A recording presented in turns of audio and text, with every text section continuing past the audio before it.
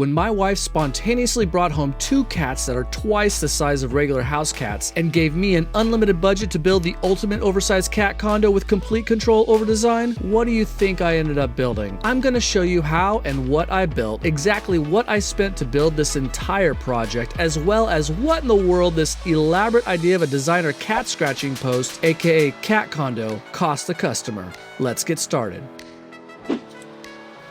I don't know if your spouse is anything like mine, but she is notoriously frugal and downright cheap at times. So when she approached me about making a cat condo, aka cat tree, I asked the magic question.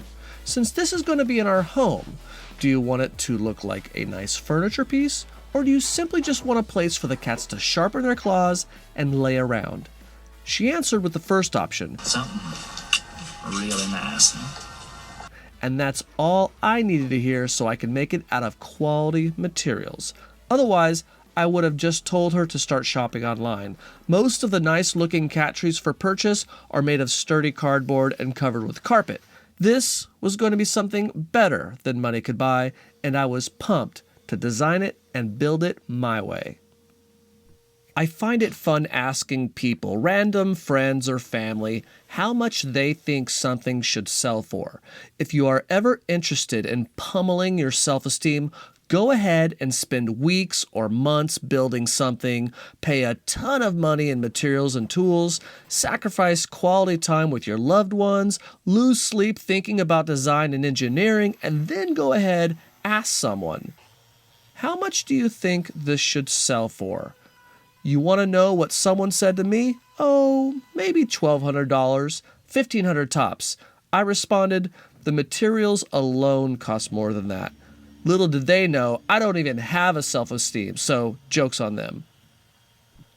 I have built many projects throughout my woodworking years and learned very early that preparation and taking my time actually saves time in the end. There is this saying that they use in the U.S. Special Forces, specifically originating in the Navy SEALs, and it goes something like this: slow is smooth, and smooth is fast. This concept relates to woodworking so much. Allow me to explain a little more. You see, when you emphasize the importance of taking the time to do things methodically and carefully, rather than rushing and risking mistakes, the probability that your outcome is more efficient and completed fast actually increases significantly. Basically, take your time and you will do better. This pales in comparison to me as a beginner woodworker some years ago, when I would just show up at the wood store just staring at stacks of lumber and then realizing I have no idea how much I need because I didn't plan ahead. That is why I now 3D model pretty much everything I do before I buy a bunch of overpriced materials. I'm not great at 3D modeling everything that is in my head, but this gives you an unfinished idea of what I was thinking. Once I saw on the computer screen exactly what I was challenging myself to build, it became quite intimidating. But I just knew it's what the people want. My subscribers demand quality, so this one is for you. I know some YouTubers that go to the extreme in making these outlandish projects and just blow away the entire internet with ridiculous ideas and concepts that they seem to always pull off. I'm not that kind of YouTuber, but should I be? I'd love to hear what you have to say in the comments. And speaking of quality, I decided not to make my own dowels and just buy them. This decision was pretty easy since I have no lathe, I don't turn wood, I wasn't going to outfit my table saw with some jig and drill that makes dowels. This project was cumbersome enough and my self-esteem was already non-existent, so a big shout out to wooddowel.com for allowing me to give them a bunch of money for 8 dowels that are each 36 inches long and 3 inches in diameter. In all honesty, these dowels were top-notch quality and they arrived quite quickly considering they came all the way from Maine to California. This was the only place that I could find dowels 3 inches in diameter. So if you want, I'll leave a non-affiliate link in the description just for you. You're welcome. If you haven't noticed, I made 3 distinct panels, all made of solid walnut. I could have easily done this with walnut plywood, but when I did the math, making the panels out of solid walnut was actually significantly cheaper. Walnut plywood is no joke. You'll probably end up paying somewhere around $250 to $300 a sheet, and we're talking about 4 by 8 foot sheets of plywood. Plus, making them my own allowed me to put out a video all about panel glue-ups, which was an in-depth tips and tricks video about everything anyone could ever possibly know about panel glue-ups. So I definitely encourage you to check that out. Your brain will explode when I overload you with a ton of panel glue-up stuff I bet you never even knew.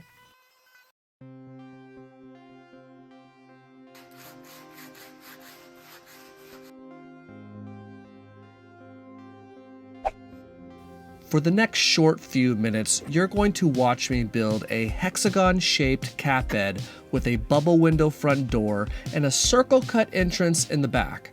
Both the front and back doors are secured with the strongest magnets known to man and money could buy from KM Tools. The bubble window, I think, is typically used to cover security cameras, but of course, I had other ideas. I mean, how cool is it that I have a bubble window? I attached the bubble windows with epoxy after I applied the finish, which was Rubio Monocoat hard wax oil. Now, you might be thinking that the epoxy would have trouble binding to the wax oil finish, but I tested it first and found the bond was plenty strong enough for this application. There won't be any real stress on this window, so I'm not really worried about it at all. I even did my first ever upholstery job with a foam padded bed, but you probably won't see me do the bubble window and upholstery until near the end of the video, so keep watching until then. Okay, I'm explaining a bunch of stuff that I'm actually not even showing in these clips, but I was honestly too excited to tell you about it. You see, I really like this hexagon bed. I love how I used a combination of maple and walnut, 2 woods that really complement each other. I did an entire video just on this bed, so if you want to see how I struggled through this pretty sweet project, then check out the description below. Have you ever seen new tech and thought, do I really need that? Then you try and discover, how in the world did I ever get by without this? This is a major life upgrade. By now, you should know the Dude Sawdust family are cat lovers, and we absolutely love our Maine Coons. And our Maine Coons love the Petlibro Smart RFID Dining Kit. Managing feeding and drinking in a busy multi-pet household is complicated. We have 2 golden retrievers, and despite Mrs. Sawdust and I's best effort, the only way to keep them away from eating the cat's food is to put the dishes behind our bathtub, out of reach. As for the water, although we all kept filling up these little bowls, most of the time our cats had water, but it was not uncommon to come home to an empty dish and wonder, who was the last person to fill this up and when? With the Petlibro RFID dining kits, pet feeding is made easy. When my cats wear these RFID collar tags, I can put their food wherever we want because only one RFID smart feeder opens the food bowl lid for one cat. The cat with the linked RFID collar. The LED display can even be customized to your preference. Through the Petlibro app, we can set meal schedules, get them fed automatically, and monitor their eating habits. I don't need to keep asking, did you feed the cats today? The RFID Smart Fountain also recognizes each cat with a collar and can track up to 5 cats' hydration status. In real time, I can be notified of their water intake, the low water level, or any irregularity before it's too late. My cats aren't going to pull me aside and let me know they are sick, and by the time I realize they need help, they might have suffered for too long, and no furry friend deserves that. The app also provides easy access to hydration insights for each cat, helping me detect early signs of kidney or urinary dysfunction. It doesn't matter if I'm at home, work, or on vacation, the all-in-one app conveniently allows remote operation of Petlibro feeders and fountains. While some may worry about safety or cleanliness, this fountain has pumpless design, which keeps electrical components out of the water tank, making it easy to install and clean. If you are a multi-cat family like us, Petlibro has you covered. Click on the link in the description to get Petlibro's limited time discount of this year. Thanks to Petlibro for sponsoring this video, and now back to the condo build. I was running pretty low on walnut at this point in the build, so for the back door, I cobbled together a bunch of cutoffs and pieced them all together to make a panel just big enough. I thought it came out so well that it really looks better than the front. Too bad it is hard to see since it is in the back, and well, no one will ever know unless they watch my videos, but I'll know, and once in a while I'll go back there and admire my work. In fact, this hexagon bed was completed for a couple of months before I completed the entire cat condo. Our two Maine coons, Millie Molly and Tater Tot, had plenty of time to warm up to their new bed and have seemed to enjoy and appreciate this fine piece while they waited for the rest of the massive condo to be completed. Since cats are highly skilled nappers, you can't just make one bed for two cats, but this condo has 3 beds. So let me introduce to you bed number 2, the striped cat bed. I tossed back and forth different ideas for this section of the cat condo. I figured I was to make a 2-walled bed with a circle cut entry point on one side and lookouts on the other side, with 2 open areas on the front and the back. I even put in 3 small bubble windows as lookouts that I will attach later. It's kind of like a lean-to. In any of the areas that the cats may choose to lay in, I wanted there to be adequate airflow. If they get hot, then they won't want to hang out. Our room is cooler in the winter and warmer in the summer, so they tend to lay on the hard floors and countertops in the summer months. I imagine and hope they will take advantage of the padded cat beds I made for them. It's the least they could do to show some appreciation. I mean, if your friend bought you a sweater you really didn't care for, the least you could do is wear it when you go over their house. I'm sure the cats will have a similar attitude about my padded cat beds. Made with love, by the way. The least these cats could do is hurry and lay somewhere in the condo when they hear me coming home to make me think that they are grateful. The design could have been a number of different ideas, but I decided to go with a striped gradient look with a flipped end that gives it sort of a pizzazz. Keep in mind, this entire cat condo will be way too big to fit through any doorway. The base is 3.5 feet by 3.5 feet, and the height is around 7 feet tall. So this entire condo can be disassembled and transported anywhere. That's the way I designed it. That's the way I built it. I debated on whether or not to glue the 2 striped sides to this base that I'm building right now. But in the end, I decided against it. Just because if we ever move, parking and transporting any 3-sided object would put it at risk of breaking since it wouldn't have support at the top. Speaking of lack of support, these Maine Coon cats somehow got plopped into my life before I really even knew what was happening. My subconscious was well aware that my wife had been scrolling through cat pictures on the internet and even browsing Facebook Marketplace for cats for sale. She even would show me pics and ask me if I thought a kitten was super cute. That was my subconscious. My conscious was completely unaware of what was happening. I was too preoccupied with building shop cabinets and getting that video edited for my next release on the channel. Whenever she would show me some cute kitten pic, I would respond with, "Oh yeah, super cute, totally, yeah, whatever, that's nice." Then one day, out of absolutely nowhere, my wife shows up at the front door and says she has a big surprise for me. She was with our youngest daughter, Taya, and Taya had a big smile on her face. That big smile was my first and only cue that this big surprise wasn't really for me. Next thing I know, she's presenting me an oversized kitten who eventually was named Millie Molly. Of course, Millie Molly needed a friend, and before I knew exactly what was happening, Tater Tot was brought home a couple of months later. So I guess I'm a Maine Coon owner now, and I'm building cat stuff. Don't worry, this won't become some cat channel. I have other projects in the works that you'll all love. I just had to take a quick detour in my building schedule. I seem to have made a wee bit mistake.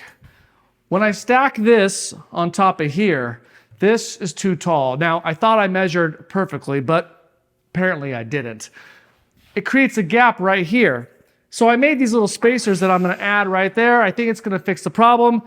Worst case scenario, I got to trim it off a little bit again, but I don't think that's going to happen. This is just one of the many things that happens when I build projects. It's not if you make mistakes, it's can you fix them?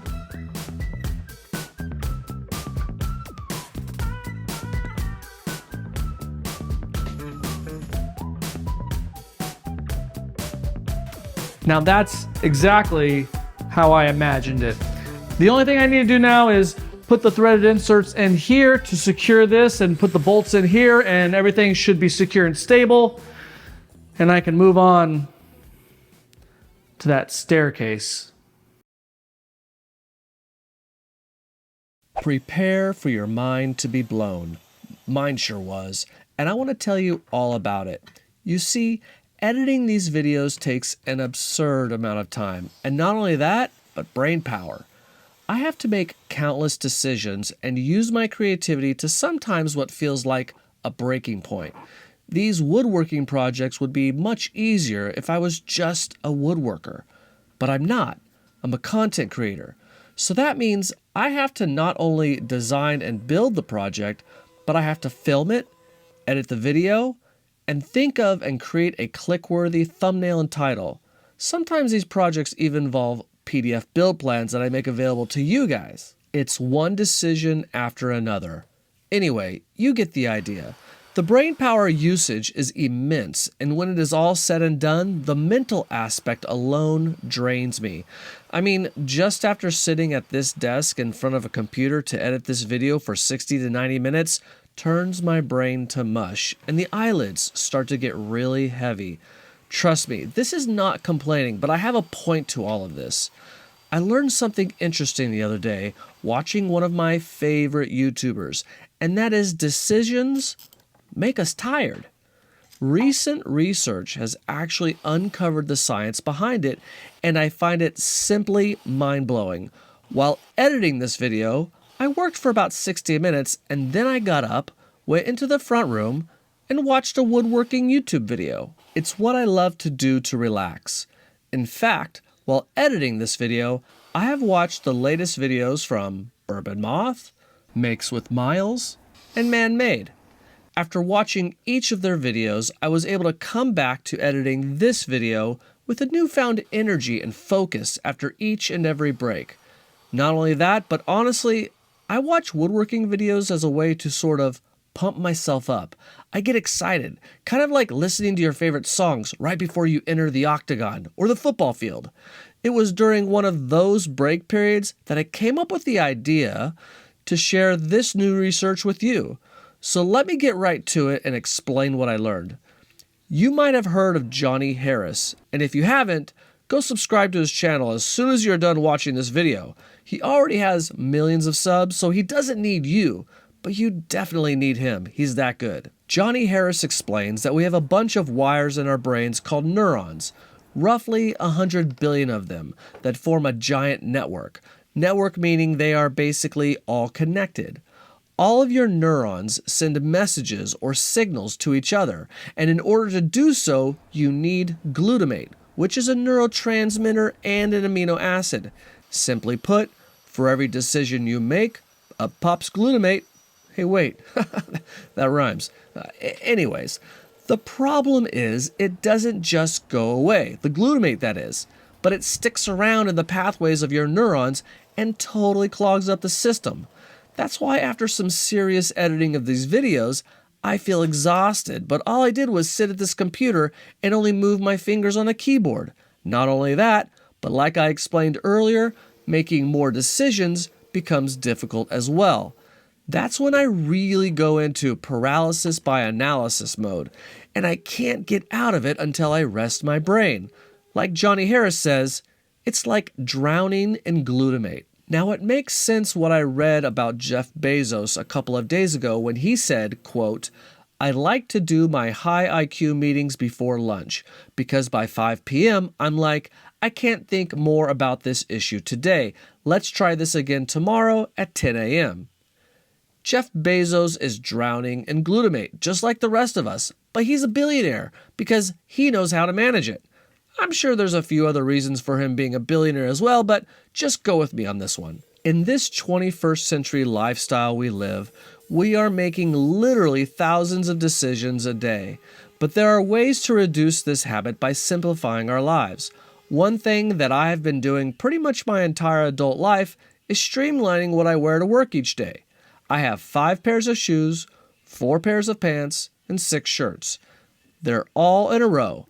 I take from the front, wear it, At the end of the day, it goes to the back of the line, and the next day I take from the front again. All of them are different colors and designs, but everything goes together when I wear it. So I don't give any thoughts as to what I will wear each day, I just grab and go. Remember what Steve Jobs wore? It was the same thing every day, a black turtleneck. He was a billionaire too. I'm not great at math, but if my numbers are correct, if I keep not caring about what I wear each day, I should be a billionaire any day now.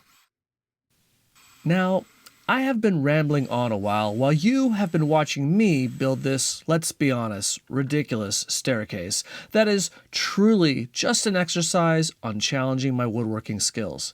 These cats will likely never care that it even exists, but I thought it would be cool to see if I could pull it off. Now, spoiler alert, I totally nailed it. I probably couldn't have done it without motivation from watching my favorite YouTube woodworkers before entering the octagon. I mean, wood shop. But is there really a difference? I think the lines are kind of blurry. I argue, in my mind, it's the same place. In the beginning of this video, I showed a rough SketchUp 3D model of what the top of this condo was going to look like. The spaces in between the platforms were going to be rope bridges. SketchUp is great for making anything that is square and boxy, but my 3D modeling skills are limited. I wish I could show you what I'm talking about, but you'll just have to take my word for it. But after giving my original design, which was in my head, some serious thought, I believe that over time the tension on the bridges would have just weakened the contact points on the bottom and could have cracked the walnut. These cats are going to be an average of 18 to 22 pounds, and they will likely not be dainty in their gait, so I decided to go with something a bit more sturdy. I settled on this L-shaped platform. Not as cool as my original idea, but it gets the job done. I know cats like high places, and this platform is no exception. I have noticed that Maine coon cats don't act like typical house cats. They kind of enjoy water and aren't fearful to getting wet. You can even put them on a leash and take them for walks. They are quite a bit more friendly to humans and seem excited when you come home. Also, I have noticed that they are a lot more mischievous.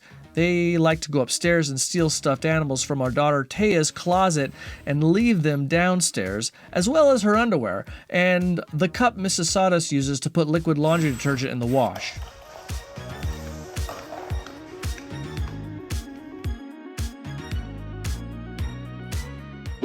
This entire cat condo build yielded 4 videos on this channel. The panel glue-up tutorial, the hexagon bed, the staircase build, and now this video, which is the build in its entirety. I started actually building this condo back in March of this year, 2024, and completed it in September, so roughly 7 months. I honestly can't tell you how many hours I spent building it, but had I no distractions or other responsibilities like a more than full-time job, teenage kids who don't drive yet, a wife who's in nursing school for which I'm doing all that I can to support by picking up some of her previous stay-at-home mom duties, church responsibilities, working with the youth every Wednesday night, etc. I think I could have finished it in less than 2 months, and very well possibly less than 6 weeks, so it's really hard to put a retail value on this project, but I will still do it. I want this bed to be really comfortable for Millie to lay in, so I'm going to round over all of the edges, both inside and outside. Pay close attention to when I go through this end grain right here, because it's really easy to tear this out if you don't know what you're doing, so look out for that little trick. All around here, all around there, we're going to do a 1/4 inch round over, which is pretty hefty, so it's going to be a nice curvy, comfortable place to lay. We don't want any sharp edges. A little later in this video, I will reveal the total amount I spent building this project. I included a few small tools that I purchased to make this condo build a little more doable. But let me tell you what I think I could sell this cat condo for if I had the ideal buyer. But first, who is the ideal buyer? Well, anyone who is a real cat lover with plenty of expendable income is the right buyer. Someone who wants a furniture piece that will uniquely enhance the design of a room. Someone who can appreciate a functional piece of furniture that is made of quality materials and understands walnut is a high-end domestic hardwood that is used in making quality, beautiful furniture. Or, in its most simple terms, the ideal buyer just wants to spoil their cat. When it comes to luxury items, people are willing to pay a lot of money. I know as soon as I say this price, a lot of you are going to laugh at this number and say, no way would anyone pay that price. But the reality is, you're wrong. You would be surprised what people will pay when they find something they like and something they appreciate that is well crafted. Once something is, quote, handmade, the price goes up. Also consider that this is a one-of-a-kind piece, a one of one. There is no design like this one anywhere. Also, it can be completely disassembled for transport or moving from one room to another. And anytime you are dealing with a niche, the price goes up. Try and buy something for your motorcycle or RV. Simply because it's recreational or a hobby you enjoy on the weekend, there is a luxury tax built right into the price, and pets are no exception. Why? Because the market knows there are a lot of, quote, right buyers who want what they want and won't think twice about buying it. Having said all that, it's not for sale, and Mrs. Sawdust is the customer, but my retail price range is $8,000 to $12,000 US, so I put it reasonably at $10,000. Because cats like high places, I had to put this last cat bed on top of the L platform.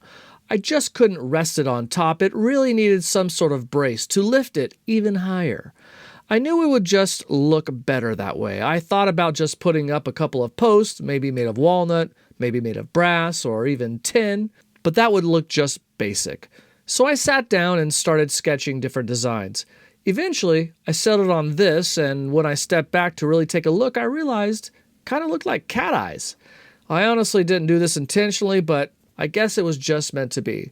So I made a template of my design, and that worked perfectly for creating two identical cat eye braces that would hold this little cat bed up.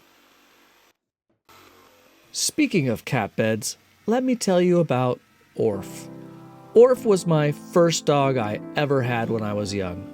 I don't remember how old I was, but maybe around 8 or 9 years old. My Uncle Scott brought home one day a dog he found. I don't know where he found this dog, but I imagine off the side of the road, since that's where all of my pets seem to have come from when I was a kid. One thing my family never did was go to a pet store and adopt anything. Pets were byproducts of pointing at a cat and grabbing it because it's, quote, probably a stray. Vet visits weren't part of raising a pet, nor was any vaccination of any kind. Whether or not they were fed on a daily basis was also suspect, but I'm sure they ate just fine. Things were different back then, and the neighborhood Facebook page hadn't been invented yet, so there was a lot less social media shaming. So this little dog that Uncle Scott brought home, he called him Orf, which was short for orphan.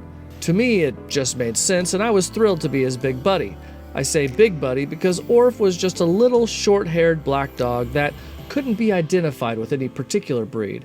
And he looked a little like this.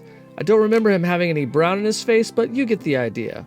Since we were primarily a cat family, we basically treated him like one, which in retrospect was not a good idea. He would just live outside in the front yard or the backyard or in the house, so pretty much anywhere. He was a mutt without borders. He was usually out in the front of the house each day when I would come home from school, and he would be waiting for me. As soon as he saw me get out of the car, he would come running full speed and be so excited I was home. It was pretty much the same as when Dino would greet Fred Flintstone coming home after a long day of work at the quarry.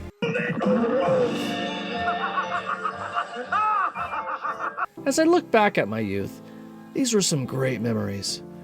At night, he would curl up in my bed and sleep with me. We were like two peas in a pod, or as they say, peas and carrots.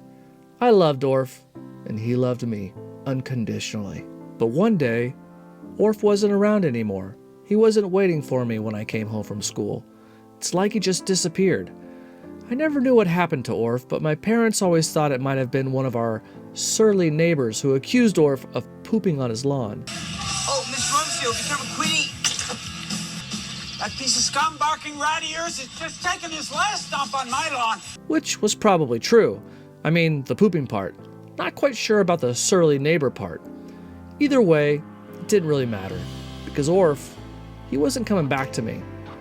But that didn't stop me from saying literally hundreds, if not thousands of prayers as a child and frankly as an adult, that I would be able to see Orf again someday.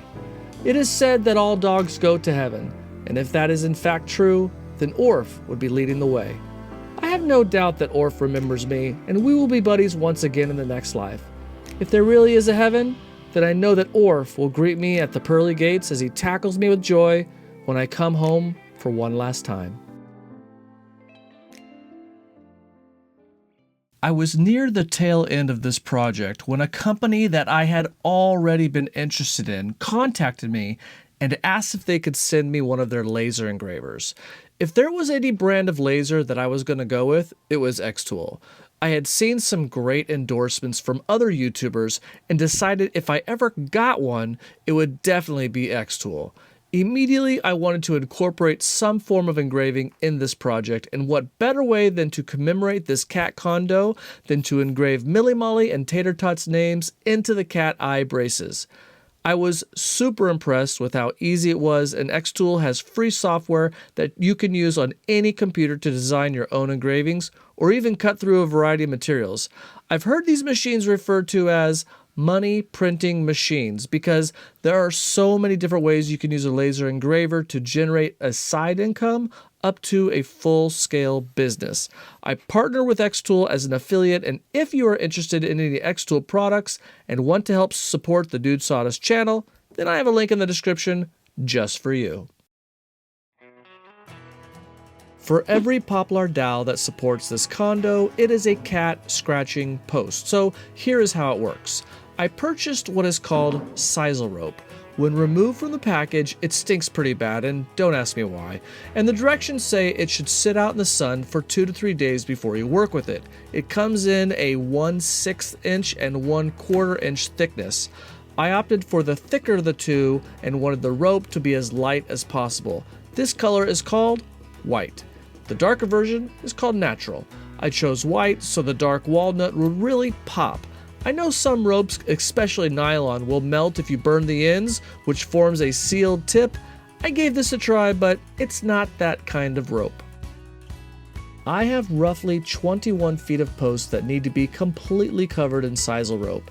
It took 6 rolls of Sisal rope, and each roll is 164 feet long. That comes to 990 feet. So if you are wondering how long it took me to cover all these posts, about 12 hours. And to answer your next question, my fingers hurt. Now your back's gonna hurt because you just pulled landscaping duty. Anybody else's fingers hurt? After working out the kinks and troubleshooting a bit on the first post or two, I figured out a really good system for hot gluing all the rope. I went through about a metric ton of hot glue, give or take. Honestly, I have no idea.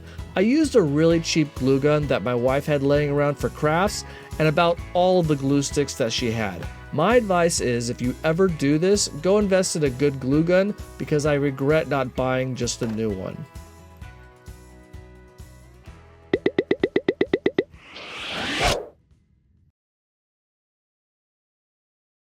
I have a Rubio Monocoat hard wax oil application tip for you, so listen up.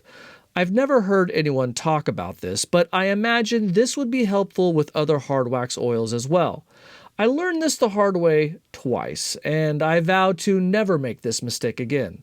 With Rubio, you really need to apply 2 coats. Now, that's not the tip, but the first coat is the most important. Clearly, the first coat will be the heaviest application, and the second coat can be a little lighter. The key, now here's the tip, is to spend extra time wiping off the excess oil from the wood after you give it 10 to 15 minutes to penetrate the wood. Once you wipe it all off, go back with a new shop towel or whatever you use and really buff off the oil. It will seem like all the wax oil is gone, but it's not.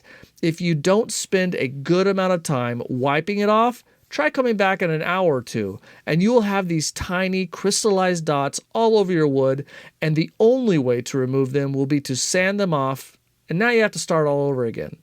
You're welcome. I made 3 beds for the condo, and they are all made of foam and covered in the same white plushy fabric.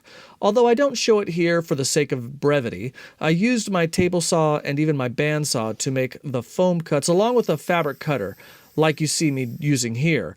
I used spray adhesive to secure the fabric on the back, and I put super glue on the fabric edges to prevent fraying. I'm just telling you how I did it, but I guarantee there's a much better way. I'm a woodworker, not an upholsterer. The hexagon bed will simply rest on top of the 3rd level, but to keep it from shifting, I recessed these super strong rare earth magnets that will do a great job at keeping it stable. And how could you ever call it a fun place to hang out in without bubble windows? Just some final touches before I assemble it in our bedroom where the Maine Coons spend most of their time, Millie Molly and Tater Tot. Speaking of assemble, I think it's about time I do that.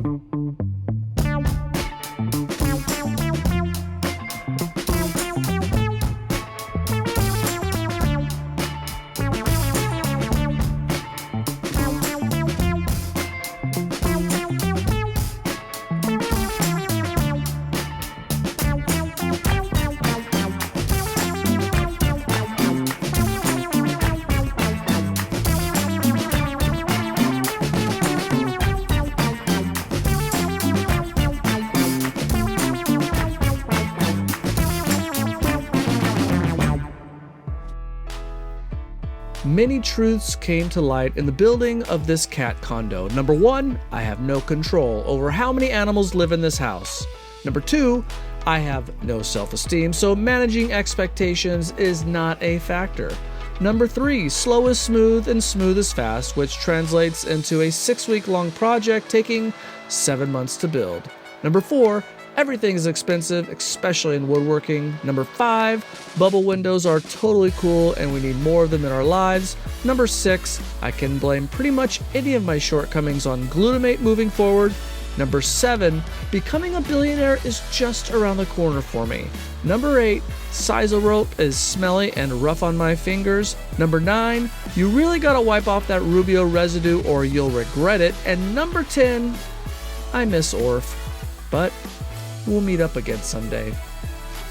If you're enjoying this video, then click on the video in the top left-hand corner of this screen where I show you how I build a mind-bending cat staircase. See you on the next one.